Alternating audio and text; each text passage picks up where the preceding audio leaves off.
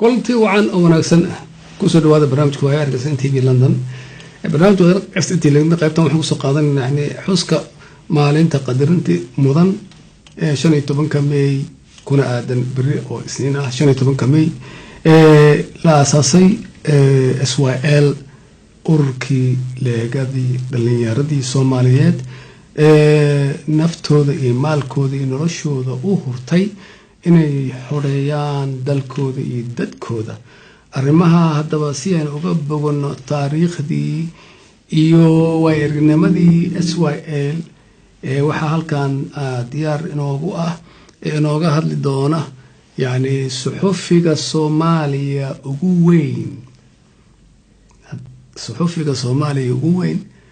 دكتور عبد القادر علي بولاي قراء صحفي قوبجوج أها أساسكي SYL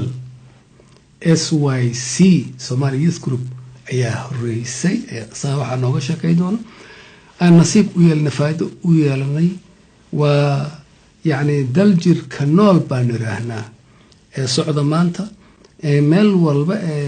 wax laga dhigay loo yeero si uu taariikhda ummadda Soomaaliyeed dadka u baro uga sheekeeyo Abdulqaadir Cali Boolay waa markii afraad uu soo fadhiisanayo barnaamijka waayarka SNTV London aad buu hadda kor uga soo shaqeeyay arrimahaas wuxuu qoray buug buu qoray halgankii gobonimada Soomaaliyeed ah oo hadda boorsada igu jira oo siiyay marka sidaa awgeed waxaan ku soo dhaweynayaa SNTV London waayarka Dr. Boolay كسودو السلام عليكم وحان جعل الله مركا أبوه رئيسه ومدى الصوماليات أما الصومالي وين أن إراهدو إنا أدرهم بليو تضباطا يأفر قوردي حسبكي قبل مدونكا SYL سيدا أتحسوسنته أما قرالة ديجي أتكو عرفتين كن إسقال بقول يفرتن يسدحدي وحي أهيد مالنتي وهريسي أو سلكا لو ديجي أوركي لليرد SYC لو رجل أوركاسي هنا هانتي كن إسقال بقول يفرتن يتضبدي ما دام dhaqdhaqaaqii dhalinyarada xoog u yeeshay guddigii xisbiga go'aan waxay ku gaareen inay soo bandhigaan ummadda Soomaaliyeed inay u soo bandhigaan in SYC-dii ay isu bedeshay xisbi siyaasi Somali Youth League yaa loo bixiyay maanta waxaa laga joogaa waxaan oran karnaa SYL تضواتني أفر سنة أي جرستي ما يرى تضواتني أفر سنة ومدة دير هل جنك مسهلين ولا لو قلي حرمة أمد الصومالية هل جنكاسي نقاخيسي بدن وحي هايين سيدي أمد الصومالية أي مالين أي حروبي لهايين كمسياشي مدة دير سو حكومة مركبة أدوكتي كوني سقال بقولي أفرتني تضودي إسكور إيمان أيا جري نمان كينا لدقنا عرب كومونيتي بناك إسو تاقين إيغو موجينا إيو إنا يدلك با إيغا ليجين وانا لغا هم تاقين كدبنا وحي ميشي كل ماتين إيمان كي إن لغرر روح حافظ اللي يراهدو حمر ويني أما الإراهو أفرد دوتك يزونا ليسا والله رأي حلو رأي ماشي اللي يراهو ديلاجة عرب يا الورجين تاسي وحان نوحي جاي هلقن علوس وأمد الصومالي أي صومرتي وحي أهي كوني سقال بقولي أفرتن يسديدي كولي يتوانكي جناي وحا إنوهي من دالك يمين مسؤولين كالصعطة خرابة الميدون أفرتي دولدود وكوكول استي دقال كيلوان نمان كاسي وحا هرتاقي gudiyadii uu hogaaminayay gudoomiyihii SYL xaaji maxamed xuseen xoghaayihii guud cabdullaahi ciise maxamuud iyo raggii kaloo la shaqaynay waxay u bandhigeen inay Soomaaliya maanta inay u baahan tahay inay dowladnimo la gaarsiiyo taasi haddii ka soo tago waxaa ka dambeeyay halganka waqtigii ugu xumaa ama kii ugu dhibka badnaay ay ummadda soo martay waxay ahayd 5 Oktoobar 1949 maalintaasoo maalin madow u ahayd ummadda Soomaaliyeed maxaa yeelay isticmaalkii xoog buu keenay ummaddii banaanbax samaynaysay banaanbax waxaa samaynayay Soomaali weyn aa samaynaysay oo Soomaali meel kastoo ay joogaan wakiilo ayaa ka yimid haddii tusaale ahaan uu soo qaato waxaa jiray ninka la yiraahdo Garad Maqtal Daahir oo run ahaantii oo wacdaro ka muujiyay banaanbaxaasi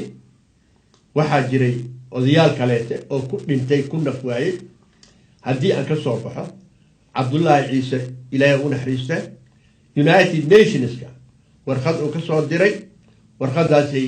waa warqad xusuus dheer ummadda Soomaaliyeed u leh oo loo baahan yahay inay ka warqabaan wuxuu soo yiri appello ai Somali appello waxa waaye waxa soo diray wuxuu leeyahay ogaada Soomaaliyeed maanta xornimadii halganka aan war jirnay waxaa la damacsan yahay in dalka lagu soo celiyo isticmaalkii dalka muddada dheer haystay taas ummadda Soomaaliyeed aad bay u ruxroday laakiin waa lagu guuleystay markii waxaa la go'aansaday in Talyaaniga la soo diro laakiin la taliyayaal 4 dal ah in loo soo xilsaaray saasna waxay ku timid in Soomaaliya la gaarsiiyo 10 sano oo ka bacdi xornimadii taam ah inay qaadato sida laga warqabo waad ogtihiin 1956 waxaa la abuuray dowlad internal government liiraad oo madax u ahaa Cabdullaahi Ciise iyo 5 wasiir waa laga soo baxay 1960kii nasiib wanaag waxaa dhacday 26kii June in ummadda walaalaheeni waqooyi oo iyaga laftooda halganka gooni uga jiray waxay Ingiriiska go'aan ku gaaray in xornimadii iyaga u siiyo markii ay xornimadii ay qaateen in Soomaaliya ay ku soo biiraan 1960 July waxaa dhalatay midnimadii ummadda Soomaaliyeed oo ugu horeysay tii ummadda Soomaaliyeed oo rajaynaysay aasaaskeeda loo dhigay aasaaskan waxa waaye labadii Soomaali waqooyi iyo Soomaali Muqdisho inay mid noqdaan alxamdulillah ilaahay waa noo sakhiray meeshaas waxaa ka abuurmay midnimadii ummadda Soomaaliyeed si loo soo socday waad ogtihiin ummadda Soomaaliyeed dhibaato badan baa soo gaartay siyaasiyiintii way isqabsadeen marka Soomaaliya 1960kii waxaa noo dhashay kacaan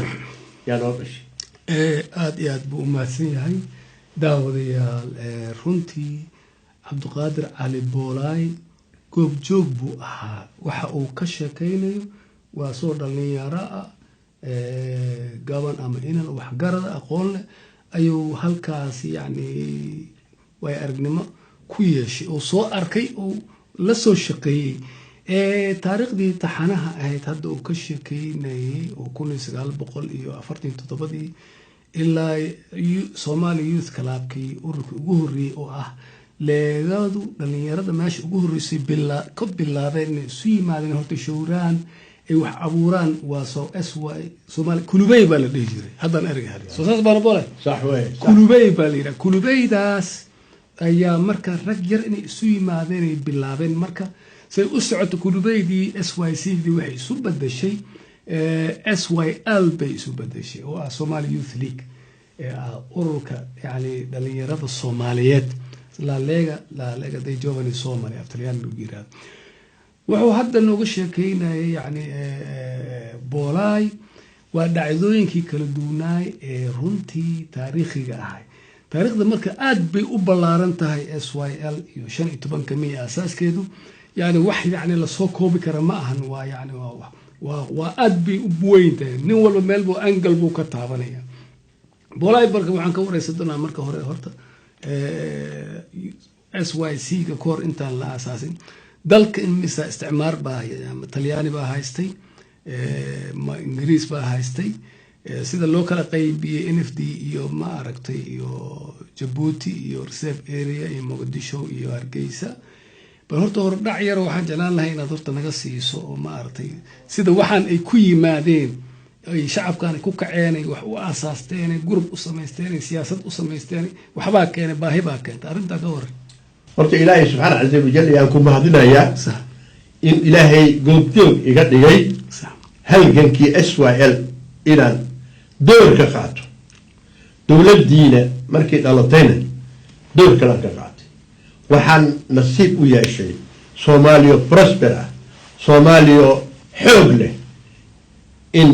aan goobjoog ka ahaado haddana Ilaahay wuxuu i tusay Soomaaliya la burburiyay waxaa la burburiyay gacan Soomaaliyeed yaa lagu burburiyay maxaa yeelay waa la ogaay isticmaalka ummadda Soomaaliyeed inuu ka shaqeynayay kheyri xukun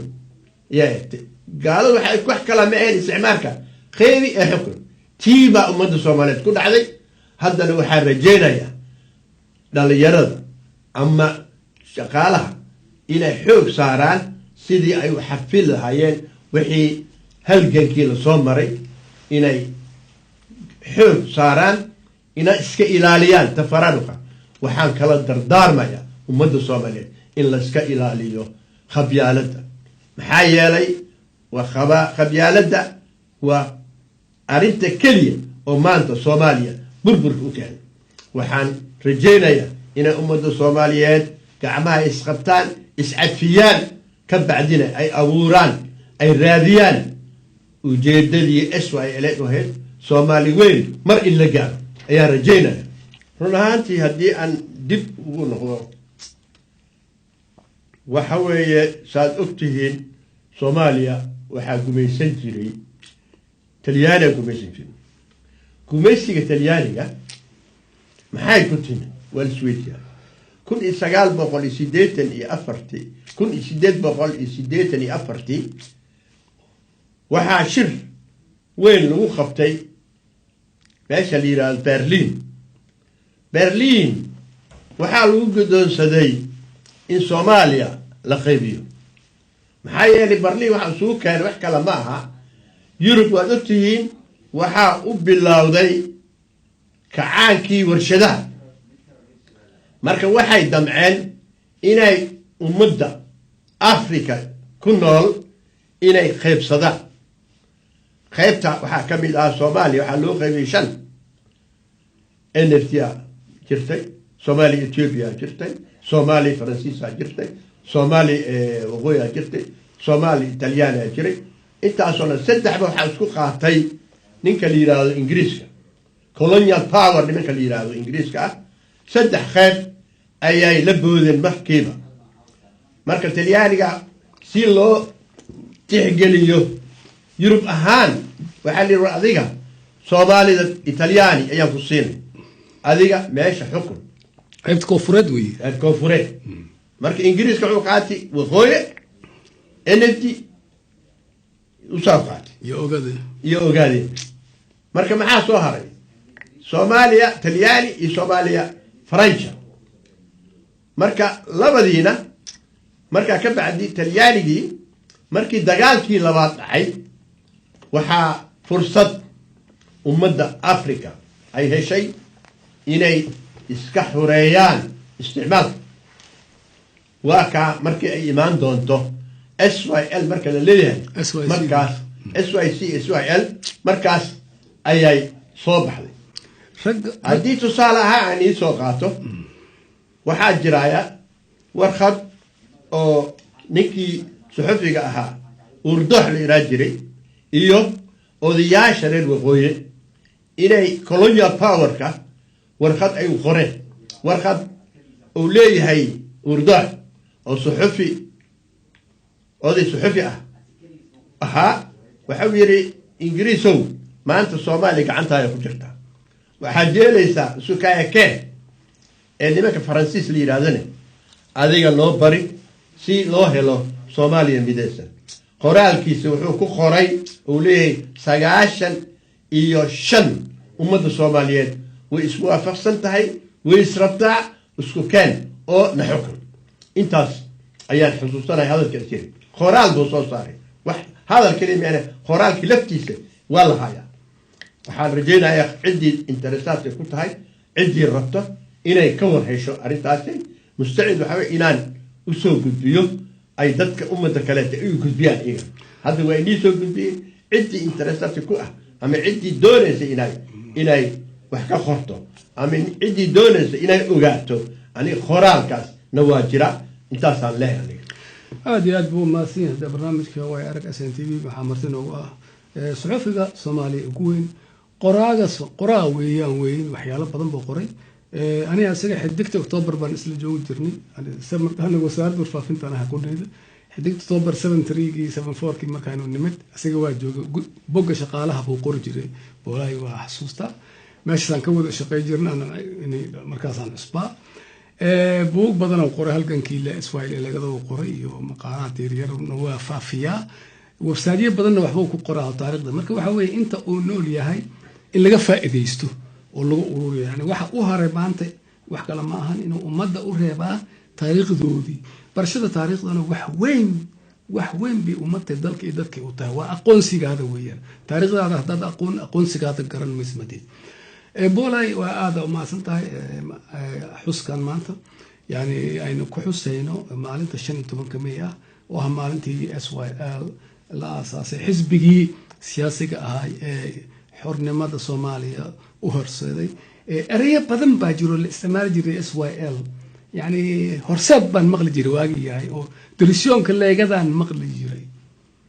yaa fahma maanta dirisyoonka leegada dirisyoonka leegada soo ugu fasirnaa dadka horseed soo ugu fasirnaa boolay bal inta ka hor inta arrimaha kale inta saan bajalaado anaga yar ciyaar jirna leegada heesoodii waxoodan ku ciyaar jirnay bal ka waran dirisyoonka leegada iyo heesii horseed run ahaantii xisbiga SYL wadada kaliya uu ku guuleystay waxay ahayd wuxuu abuuray urur la yiraahdo horseed waxa la abuuray urur la yiraahdo sisters waxa loo yaqaanay gabdhaha Soomaaliyeed gabdhaha Soomaali oo door weyn ka qaatay xisbigii SYL maxaa yeelay isticmaalka qof kamid ah wafdiga ama guddiga la xiro iyaga loo ordaayay intuu u geynayay iyaga u qeyliyay iyaga ugu horeeyay dadka horseedna waxay ahaayeen waxa la yiraahdo horseed waxa la yiraahdaa dhalinyarada oo horseedku ahayd xisbiga maxaa yeelay door weyn ayay ku lahaayeen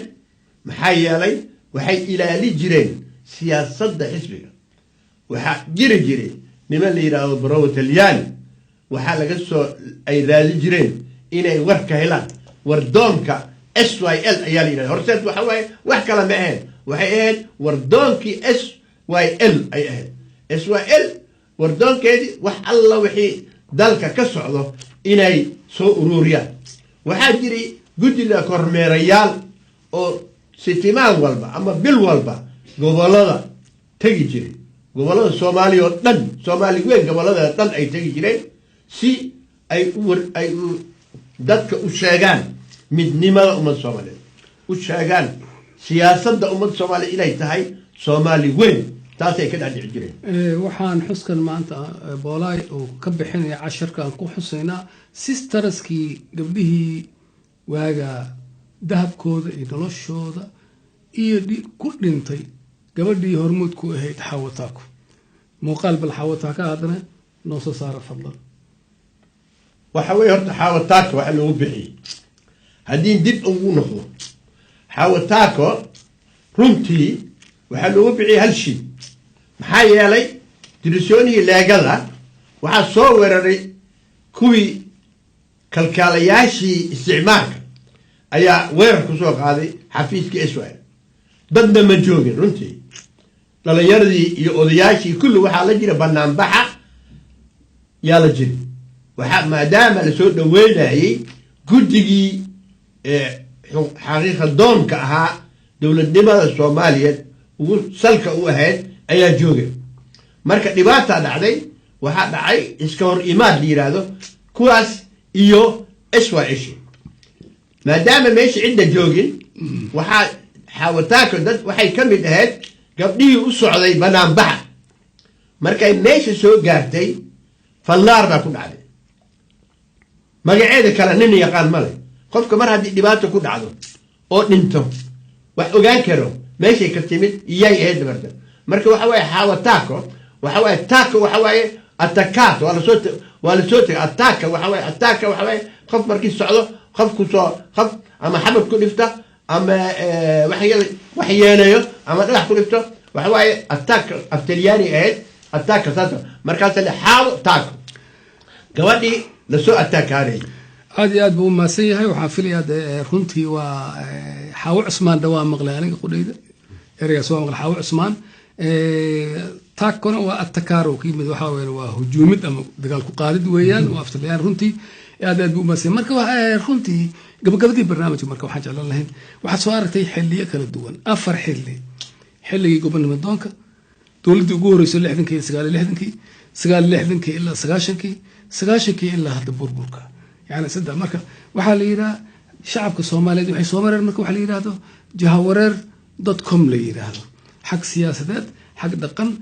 سقال سنة ضد دول برلمنتاري كجري وهذا كعان 20 سنة كجري كعان كي بربري هذا قالي متقانا يعني وورلورد يو أدون محكمة إسكورمات يكبر إلا هذا حد مركا قبل البرنامج بشي فبراير وحي اللي قبلها بسنة كان مدحوين عصب برايم مينستر عصب دولة عصب أيا نور ديسانتاي نو بحينيس إف كاسي ورجو رجع يعني إن أنو نولش ديسدونو ترنكي شعب كابدلمي وحالها لكالسوني waxaa suuragal baa noo muuqda arinta ka war runtii rajo Soomaaliya maanta ma markii hore maanta rajo ayay leedahay aniga waxaan leeyahay waxay noo muuqdaa ifafaalihii si noqoshadii qarannimadii ummadda Soomaaliya si ahayd inay soo noqonayso yaa ii muuqata لكن هل شيء كان دردار مايا عدالة دورت على الدور وحول بحري عدالة وحكى له كلام بالله مايا مامل وإنس هذا مامل إلى الإنسان مامل إلى الإنسان إلا هذا وح مامل الإنسان ومجر لكن وحان كل تالي لها مرك أوريس مامل إلى الإنسان متى كلاتني وحان كبورنا يا إلى ليان إن خبيالده يعني كسر دومن محايا لي خبيالده وخطر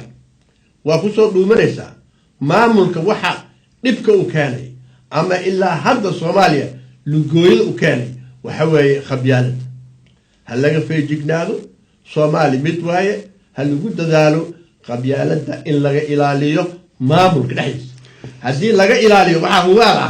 إني صوماليا نخنتون صومالي دي شلي وكالت aad ma siiyeen boolay daqiiqada burburka ugu dambeeyay waxaan siinayaa dardaaranka adigu gudba suxufiyiinta Soomaaliyeed maxaad kula dardaarmaysaa shacbiga Soomaaliyeed suxufiyiinta Soomaaliyeed waxaan leeyahay waxaan ka mid ahay odayaashii suxufiyiinta ugu horeeyay aniga